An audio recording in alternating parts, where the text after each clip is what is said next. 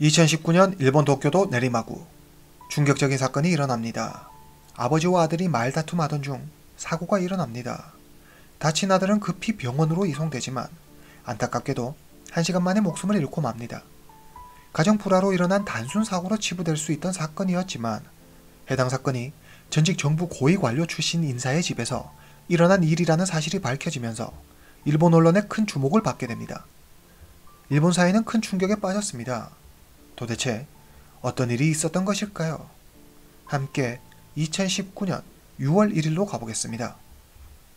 2019년 6월 1일 일본 도쿄 경찰서로 전화 한 통이 걸려옵니다.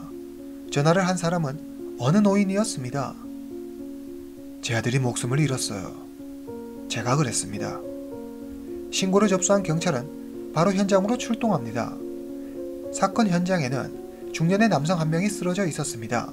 그는 이미 숨을 거둔 뒤였습니다. 그리고 방 안쪽에 슬픈 표정의 노인이 한 명 앉아 있었는데 그가 바로 경찰에 신고한 피해자의 아버지이자 자신이 한 일이라며 자수한 노인이었습니다. 경찰은 사건 정황을 파악하기 위해 그에게 몇 가지 질문을 하려고 다가가는데 노인의 얼굴을 본 순간 경찰은 너무 놀라 그 자리에 그대로 굳어버렸습니다. 이 노인은 바로 전 일본 농림수산성 차관이었습니다. 이름 쿠미자와 히데아키. 1943년 기후현 출생으로 사건 당시 76세.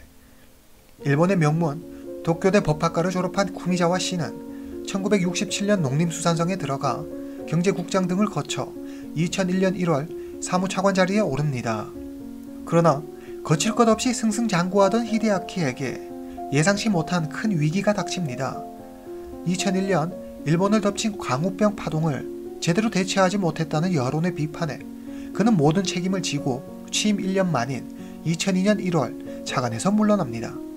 차관에서 물러난 그는 2005년부터 2008년에 체코 대사로 근무한 뒤 은퇴합니다. 이 때문에 해당 사건은 우리 언론뿐만 아니라 체코에서도 비중 있게 보도되었습니다. 일본 언론에 따르면 히데아키의 퇴직금은 총 6천만 엔으로 한화 약 6억 3천만 원에 달합니다. 퇴직한 그는 도쿄에 있는 2층짜리 단독주택에서 아내와 함께 편안히 남은 여생을 보냅니다. 히데아키는 매일 아침 아내와 산책을 하고 오전에는 늘 정원을 가꿨습니다. 그들은 항상 주변 이웃에게 먼저 다가가 인사를 할 정도로 매우 친절했습니다. 주변 이웃의 눈에 비친 그들의 모습은 부족할 것 없이 모든 것이 완벽해 보이는 모범답안 같은 은퇴 후의 모습을 보여주는 것 같았습니다. 이웃들의 말에 따르면 히데아키 부부는 평소 사이가 좋아 아무런 문제가 없어 보였다고 했습니다.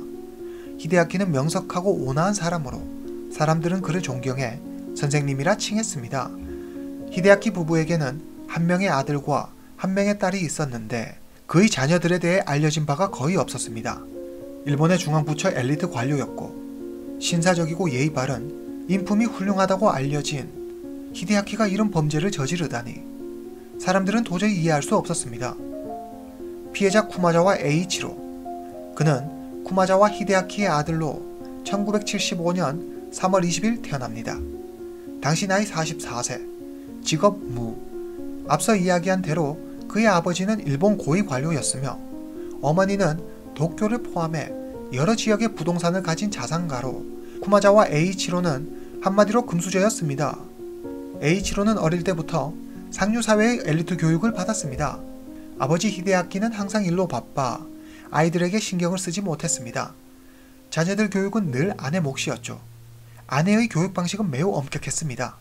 1987년 에이치로는 도쿄 대학의 학생들을 많이 보내기로 소문난 명문 중학교에 입학합니다. 중학교 때까지 우수한 성적을 유지하며 모범생이었던 그는 별다른 어려움 없이 너무 귀하게 자란 탓이었을까요? 주변 지인들이 그에 대해 말하길 그는 사람들과의 관계에서 눈치 없이 행동하며 꺼리낌 없이 자신이 하고 싶은 말을 막 해대는 그런 사람이라고 했습니다. 그의 이런 행동은 교우 관계에서도 문제를 일으켜 같은 반 친구들로부터 심한 따돌림을 당합니다. 이때부터였습니다. 학교에서 교우 관계로 극심한 스트레스를 받자 그의 성격은 점점 삐뚤어지기 시작합니다. 어디에서도 자신의 스트레스를 해소할 수 없었던 그는 모든 원망을 자신의 가족에게 쏟아내기 시작하는데 특히 자신의 어머니를 증오했습니다. 그는 어머니의 엄격한 교육 방식에 큰 불만을 품었고 중학교에 들어가고부터 어머니에게 크게 반항합니다. 언론에 따르면 중학교 2학년이 된 A치로는 이른바 중2병 증상을 보이며 처음으로 어머니에게 손을 댔다고 합니다. 그리고 한 번은 SNS를 통해 인터넷에서 만난 친구들에게 이렇게 말하기도 합니다. 정말 짜증나. 우리 엄마는 아는 게 없어. 내가 누군가 없애버릴 수 있다면 그 첫 번째는 우리 엄마야. 부유한 집안에서 태어나 부족할 것 없이 다 가질 수 있었던 그는 100%까지는 아니더라도 자신이 마음만 먹으면 어느 정도 원하는 것을 다 가질 수 있는 그런 상황이었습니다. 그러나 틀어진 교우 관계는 그를 또래 집단에서 소외시켰으며 그는 점점 자신감을 잃고 다른 사람들과는 어울릴 수 없을 정도로 삐뚤어져만 갔습니다. H로는 고등학교를 졸업하고 도쿄에 있는 요요기 애니메이션 학원 애니메이터과에 진학합니다. 그리고 졸업 후 게임 크리에이터, 디자이너, 엔지니어 기술 등을 가리키는 전문학교 HAL 도쿄에 들어가지만 중퇴하고 다시 요요기 애니메이션 학원 캐릭터 디자이너 학과에 입학해 졸업합니다. 같은 해 아버지 히데아키는 일본 농림수산성 사무차관으로 승진합니다. 완벽주의자인 아버지와 달리 아들 A이치로는 모든 일에 의욕이 없고 관심도 없었습니다. 그는 사람들과 어울리는 걸 힘들어했고 항상 집에 틀어박혀 온라인 게임만 할 뿐이었습니다. 보다 못한 히데아키 부부는 아내의 조카에게 그가 운영하는 병원에 아들 A이치로의 취직을 부탁합니다. 하지만 그는 사회생활을 할 수 있는 준비가 전혀 되어 있지 않았습니다. 출근한 지 얼마 지나지 않아 A이치로는 직장 상사와 크게 다투는 등 심한 갈등을 빚어 결국 병원에서 쫓겨납니다. 이후 A이치로는 별다른 직업 없이 부모로부터 재정 지원을 받으며 어머니 명의로 된 아파트에서 생활합니다. A이치로는 한 달에 용돈으로 40만엔, 한화 약 420만원을 받았는데 이 중 약 30만엔, 한화 약 310만원에 해당하는 돈을 온라인 게임 아이템을 사는 데 사용합니다. 일본 중앙부처에서 사무차관까지 지내고 정년 퇴직한 공무원의 연금 수령액이 약 24만엔, 한화 약 250만원 정도이고 외교관을 거친 히데아키의 경력을 고려해도 최대 40만엔, 한화 약 420만원 정도일 텐데 매달 히데아키가 받는 연금을 아들 A이치로에게 모두 주었으니 그 부담이 상당했을 것입니다. 사건 발생 후 받은 경찰 조사에서 히데아키는 매달 이렇게 많은 용돈을 준 이유에 대해 아들이 소란 피우는 것을 미리 막기 위해서였다고 진술합니다. 대학을 졸업하고 성인이 된 A이치로는 부모로부터 독립을 해야 했지만 일은 전혀 하지 않은 채 매일 집에 틀어박혀 온라인 게임만 하며 지냈습니다. 이웃들의 말에 따르면 그는 아주 가끔 외출했는데 오랫동안 씻지 않아 굉장히 지저분했고 고약한 냄새까지 풍겼다고 했습니다. 그에게 가까이 다가가는 사람은 아무도 없었습니다. H로는 온라인 게임 말고는 다른 일은 거의 하지 않았습니다. 심지어 자신의 방조차도 청소하지 않아 아버지인 히데아키가 대신해 주었을 정도입니다. 은둔형 외톨이. 일본뿐만 아니라 전 세계적인 사회 문제로 대두되고 있는 은둔형 외톨이는 방이나 집 등 특정 공간에서 나가지 못하거나 나가지 않는 사람 또는 그런 현상을 가리키는 말입니다. 인간 관계를 맺지 않고 사회적 관계를 차단한 채 집안에만 틀어박혀 사는 사람들을 이르는 말로 H로가 이에 해당하는 전형적인 은둔형 외톨이라 할 수 있습니다. H로는 한국인을 싫어했는지 평소 한국인에 대한 인종차별적인 발언을 그의 SNS에 다수 올렸으며 아버지가 고위공직자라는 사실을 자주 언급하며 과시했고 자신의 용돈이 일반 직장인의 월급보다 훨씬 많다며 자랑했습니다. 그리고 특히 어머니를 증오한다는 말을 많이 올렸습니다. H로는 쓰레기 분리수거 문제로 이웃과 문제를 일으키는데 이 문제로 다시 부모님 집으로 들어가게 됩니다. 2019년 5월 25일 사건 발생 일주일 전 부모님과 함께 살게 된 뒤로도 그의 생활 방식은 여전히 변함없었습니다. 매일 방에 틀어박혀 온라인 게임에만 열중할 뿐이었죠. 그런데 단순한 게임 중독 말고도 더 큰 문제는 따로 있었습니다. H로는 오랜 기간 가족들에게 자신의 힘을 행사해 왔던 것입니다.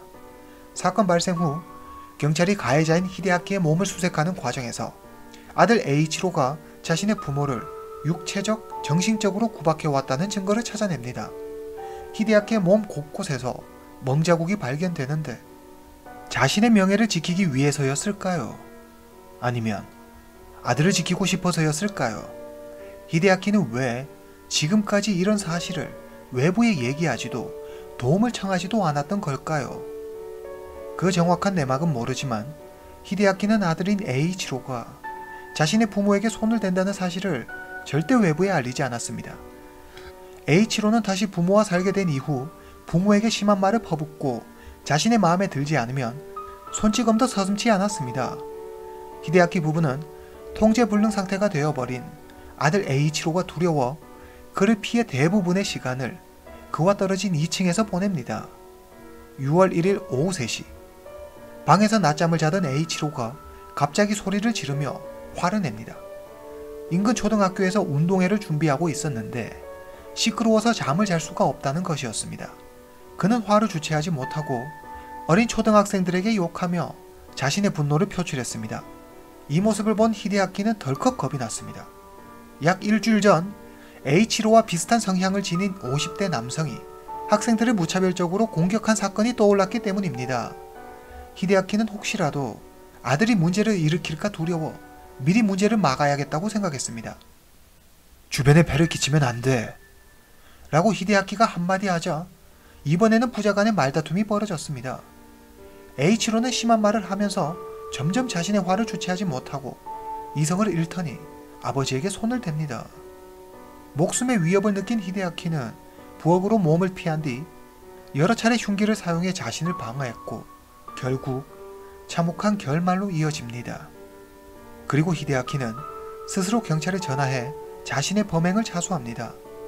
히데아키의 전화를 받은 경찰이 현장에 도착해 바로 에이치로를 병원으로 옮겼지만 그는 이미 숨진 뒤였습니다. 경찰은 현장에서 바로 히데아키를 체포합니다. 피해자 H로의 몸에서 약 30개의 상흔이 발견됐고 사인은 과다출혈로 인한 쇼크사로 밝혀졌습니다. 경찰 수사에서 히데아키는 아들은 매일같이 게임만 했어요. 다른 건 아무것도 안 했죠. 아들이 주먹을 쓰기 시작한 건 중학교 때부터였어요. 자기 맘에 들지 않으면 우리를 위협했죠. 라고 진술합니다. 또한 히데아키에게 딸이 한 명 있었는데 H로가 은둔형 외톨이로 집안 이미지를 나쁘게 만들어 딸의 결혼이 취소되는 일이 발생합니다. 이를 비관한 딸이 스스로 목숨을 끊자 히데아키는 더 이상 아들을 이대로 내버려 둘 수 없다는 판단하에 이번 일을 저질렀을 것이라고 경찰은 생각했습니다. 오랜 세월 누적된 불화가 결국 이런 비극을 가져온 것입니다. 언론이 이 사건을 보도하자 사람들은 은둔형 외톨이가 무차별적으로 학생들에게 해를 가했던 가와사키 흉기 난동 사건을 떠올리며 또다시 어린 학생들에게 일어날 수도 있었던 비극을 아버지가 사전에 막은 것이라며 아버지의 고뇌에 찬 결단이라는 평가가 지배적이었습니다. 12월 16일 도쿄지방법원에서 1심 재판이 열렸습니다. 재판부는 히데아키에게 묻습니다. 다시 한번 기회가 주어진다면 그때는 어떻게 하겠습니까? 히데아키는 저는 선택의 여지가 없습니다. 가와사키 사건처럼 주위에 폐를 끼치면 안 된다고 생각합니다. 라며 침착하게 대답했습니다. 재판부는 피고가 자신의 범행을 인정하고 있고 아들의 재질이 워낙 불량하고 부모에게 힘을 행사하고 노후 자금을 빼앗는 등 악행을 저질렀으며 부모가 고령이라 정상적으로 이에 대처하기 어려웠다는 점 등을 고려해 징역 6년을 선고한다.